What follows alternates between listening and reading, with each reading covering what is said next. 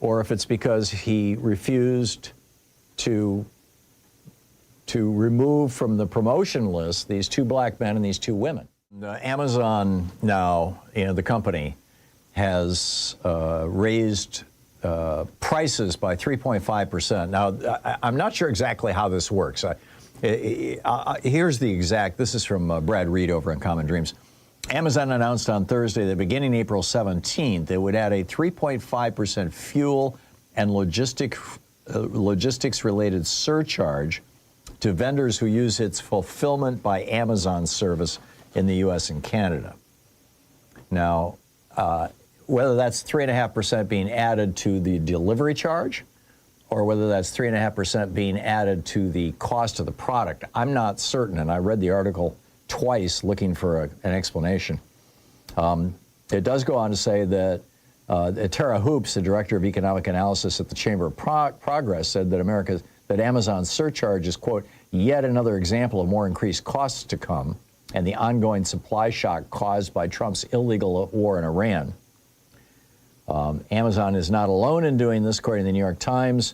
Fresh food distributors across the U.S. are now adding surcharges for deliveries. Grocery stores, restaurants, this is a quote from the New York Times, grocery stores, restaurants, hospitals, even schools are most likely seeing costs for their food shipping climb. The CEO of the Independent Grocers Alliance, John Ross, told the New York Times that the surge in diesel fuel costs has come at a particularly bad time for Americans who are stretched thin financially.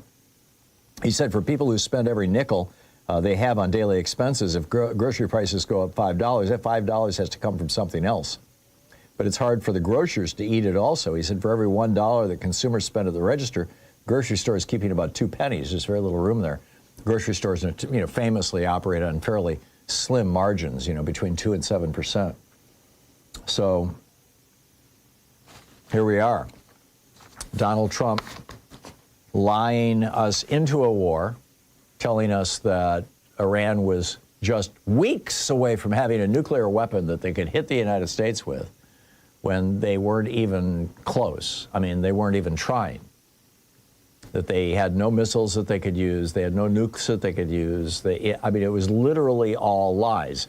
Donald Trump built the entire foundation for this invasion on lies, and he did it because it would make Vladimir Putin happy and Benjamin Netanyahu happy, as far as I can tell. I can't, and he thought it would distract us from the Epstein files and the growing concern that this young woman who said that Trump raped her when she was 13 years old, that her story was being vetted by, serious reporters out there and discovering that pretty much every detail that she had given to the FBI in these 4 interviews was proven or corroboratable, except for that, when she bit Donald Trump's penis and he beat her up and kicked her out, there was no, video evidence of that. But everything else she said checked out as true. And, so did Trump invade Iran because he wanted to get that story off the front page? I suspect that story is going to come back.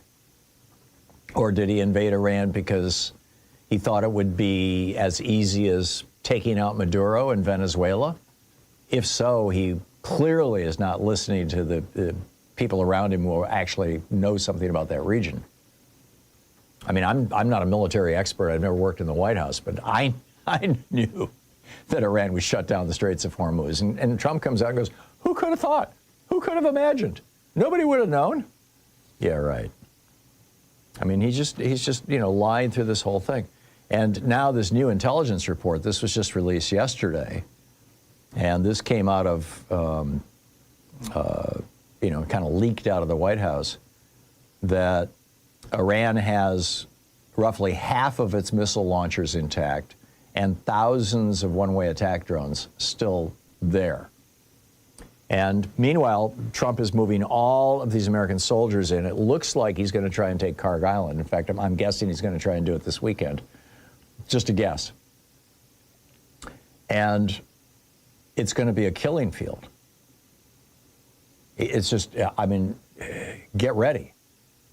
And this is, I'm old enough to remember Vietnam. This so reminds me of the happy talk we were getting from Robert McNamara during the Vietnam War in the early stages, in 65, 66, 67, really 66, I think. Oh, it's going to be over shortly, and we're going to knock these people out, and they're just a bunch of, communists in the jungles, and they have no sophistication, they have no advanced weaponry, and, quack, quack, quack. And then, Curtis Goathart LeMay, remember General LeMay saying that he was just going to bomb them back to the Stone Age? Well, Trump just borrowed his quote. I mean, that was a quote from the Vietnam War. That was General LeMay. And here we are again. And Trump keeps saying, oh, another week, another 2 weeks, another 3 weeks. No, I don't think so. This is not going to end well for us. In fact, it already has not. We've got 13 dead American soldiers. We've got 2 missing airmen. We've got at least 200, and some say the numbers are dramatically understated, seriously injured troops, members of the American military. Our reputation is in tatters. Shia, Iran-loyal Shia Muslims around the world are going to be looking for ways to mess with us for a long, long time. I mean, when bin Laden came after us in 2001, it was because of something that happened in 91, as I recall? I think was when George Herbert Walker Bush went in and kicked Kuwait out of Iraq, or Iraq out of Kuwait, rather. Whatever the year, it was during that one-term presidency from 88 to 92, and we stationed our forces at the at this Air Force base in Saudi Arabia, and that's what enraged bin Laden, was that we had American soldiers on holy Saudi soil, and the men were drinking alcohol and gambling and watching pornography, and the women were showing their elbows and driving cars, and it was just too much for him. And we had made this guy. I mean, Ronald Reagan had given bin Laden millions. He was our guy. He drove the Soviets out of Afghanistan. So here we are all over again, it seems to me. And then on top of that, we've got Pete Hegseth now blocking people, blocking the promotions of people who've spent their entire lives in the military. I mean, by the time you get to the point where your next promotion is to brigadier general, to one-star general, by the time you get there, you have literally devoted your life to your country.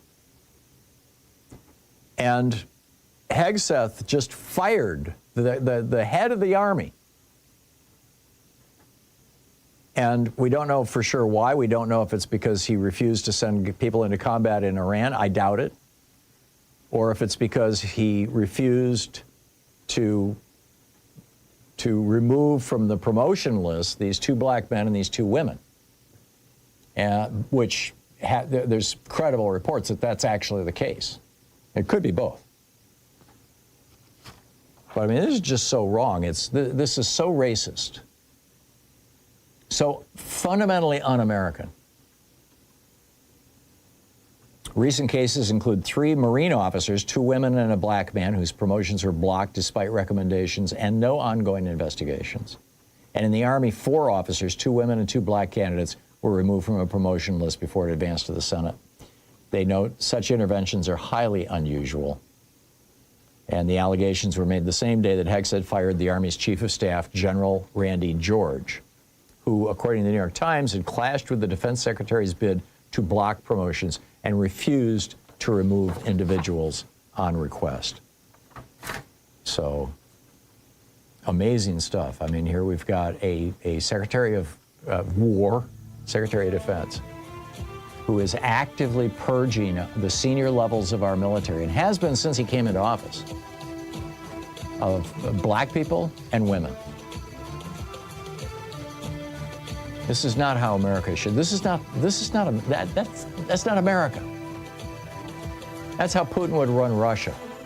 He wants people who are, just white men, period.